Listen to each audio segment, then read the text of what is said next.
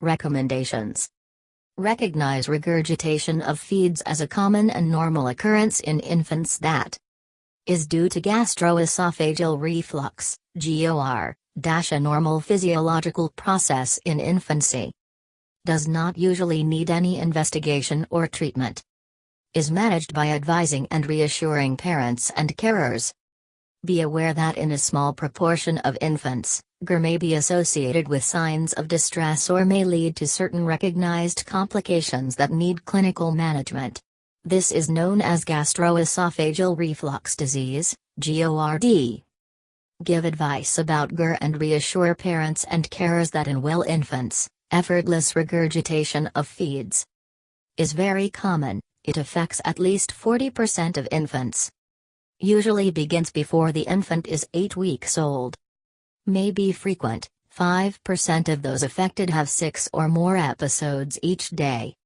Usually becomes less frequent with time, it resolves in 90% of affected infants before they are 1 year old. Does not usually need further investigation or treatment. When reassuring parents and carers about regurgitation, advise them that they should return for review if any of the following occur. The regurgitation becomes persistently projectile. There is bile-stained, green or yellow-green, vomiting or hematemesis, blood in vomit. There are new concerns, such as signs of marked distress, feeding difficulties or faltering growth. There is persistent, frequent regurgitation beyond the first year of life. In infants, children and young people with vomiting or regurgitation, look out for the red flags in Table R1, which may suggest disorders other than GOR. Investigate or refer using clinical judgment. Do not routinely investigate or treat for GOR if an infant or child without overt regurgitation presents with only one of the following. Unexplained feeding difficulties, for example, refusing to feed, gagging or choking. Distressed behavior. Faltering growth. Chronic cough. Hoarseness. A single episode of pneumonia. Consider referring infants and children with persistent back arching or features of Sandifer's syndrome, episodic torticollis with neck extension and rotation, for specialist assessment. Recognize the following as possible complications of GOR in infants, children and young people. Reflux esophagitis. Recurrent aspiration pneumonia. Frequent otitis media, for example, more than 3 episodes in 6 months. Dental erosion in a child or young person with a neurodisability, in particular cerebral palsy. Recognize the following as possible symptoms of GOR in children and young people. Heartburn. Retrosternal pain. Epigastric pain. Be aware that GOR is more common in children and young people with asthma, but it has not been shown to cause or worsen it. Be aware that some symptoms of a non-Ig-mediated cow's milk protein allergy can be similar to the symptoms of the GORD, especially in infants with atopic symptoms, signs and/or a family history. If a non-Ig-mediated cow's milk protein allergy is suspected, see the NICE guideline on food allergy in children and young people. When deciding whether to investigate or treat, take into account that the following are associated with an increased prevalence of GORD. Premature birth. Parental history of heartburn or acid regurgitation. Obesity. Hiatus hernia. History of congenital diaphragmatic hernia, repaired. History of congenital esophageal atresia, repaired. Neurodisability. GOR only rarely causes episodes of apnea or apparent life-threatening events, ALTs, but consider referral for specialist investigations if it is suspected as a possible factor following a general pediatric assessment. For children and young people who are obese and have heartburn or acid regurgitation, advise them and their parents or carers, as appropriate, that losing weight may improve their symptoms. Also see the NICE guideline on obesity. Do not offer an upper gastrointestinal (GI) contrast study to diagnose or assess the severity of GORD in infants, children and young people. Perform an urgent, same-day, upper GI contrast study for infants with unexplained bile stain vomiting, Explain to the parents and carers that this is needed to rule out serious disorders such as intestinal obstruction due to midgut volvulus. Consider an upper GI contrast study for children and young people with a history of bile-stained vomiting, particularly if it is persistent or recurrent. Offer an upper GI contrast study for children and young people with a history of GORD presenting with dysphagia. Arrange an urgent specialist hospital assessment to take place on the same day for infants younger than 2 months with progressively worsening or forceful vomiting of feeds, to assess them for possible hypertrophic pyloric stenosis. Arrange a specialist hospital assessment for infants, children and young people for a possible upper GI endoscopy with biopsies if there is hematemesis, blood-stained vomit, not caused by swallowed blood. Assessment to take place on the same day if clinically indicated, also see Table R1. Melena, black, foul-smelling stool, assessment to take place on the same day if clinically indicated, also see Table R1. Dysphagia, assessment to take place on the same day if clinically indicated. No improvement in regurgitation after 1 year old. Persistent, faltering growth associated with overt regurgitation. Unexplained distress in children and young people with communication difficulties. Retrosternal, epigastric or upper abdominal pain that needs ongoing medical therapy or is refractory to medical therapy. Feeding aversion and a history of regurgitation. Unexplained iron deficiency anemia. A suspected diagnosis of Sandifer's syndrome. Consider performing an esophageal pH study, or combined esophageal pH and impedance monitoring if available, in infants, children and young people with suspected recurrent aspiration pneumonia. Unexplained apnoeas. Unexplained non-epileptic seizure-like events. Unexplained upper airway inflammation. Dental erosion associated with a neurodisability. Frequent otitis media. A possible need for fundoplication, see Chapter 9. A suspected diagnosis of Sandifer's syndrome. Consider performing an esophageal pH study without impedance monitoring in infants, children and young people if, using clinical judgment, it is thought necessary to ensure effective acid suppression.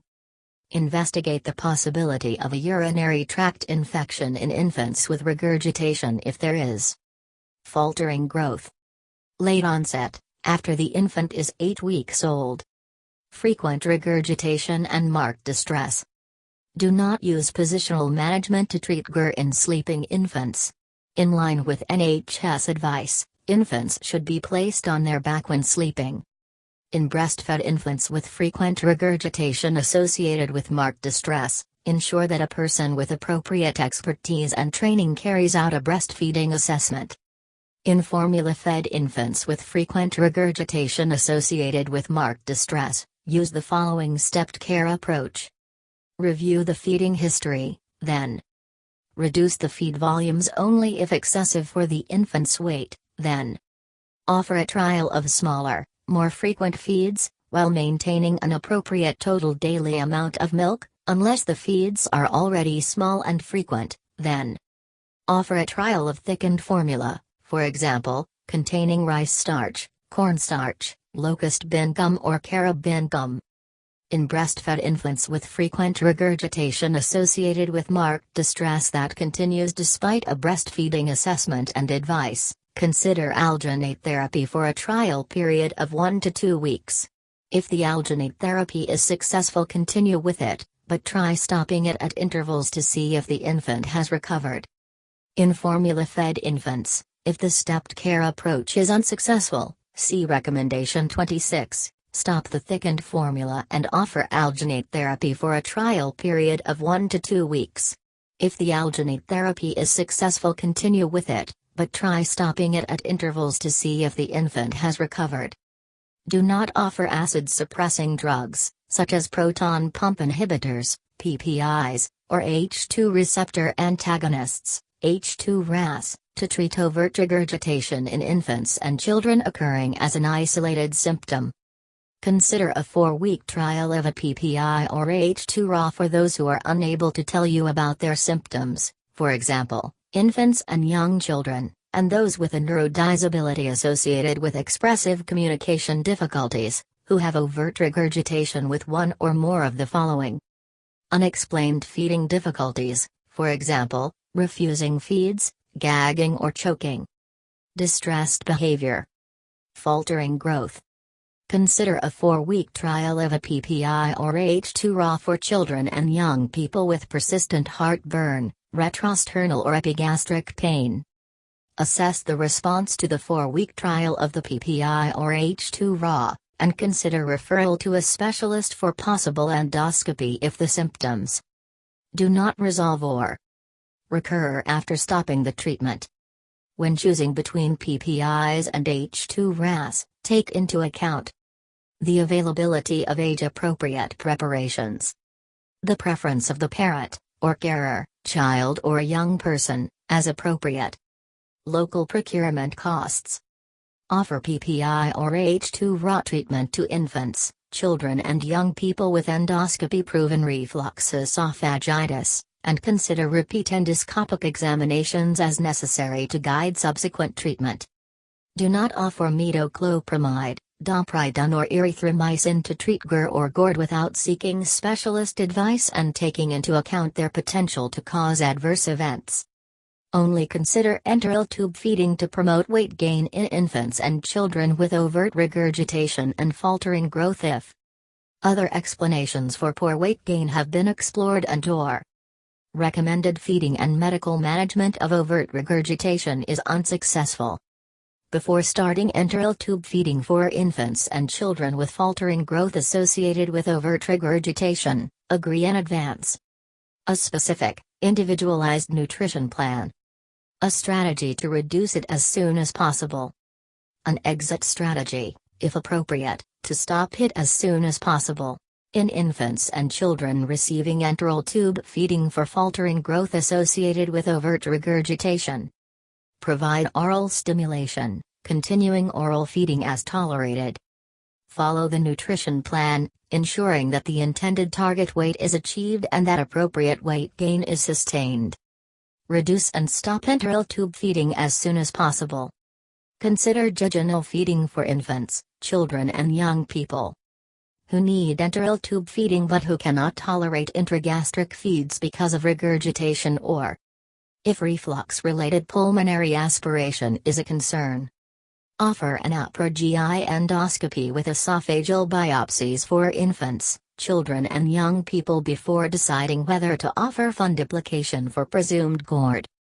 Consider performing other investigations such as an esophageal pH study, or combined esophageal pH and impedance monitoring if available, and an upper GI contrast study for infants, children and young people before deciding whether to offer fundoplication.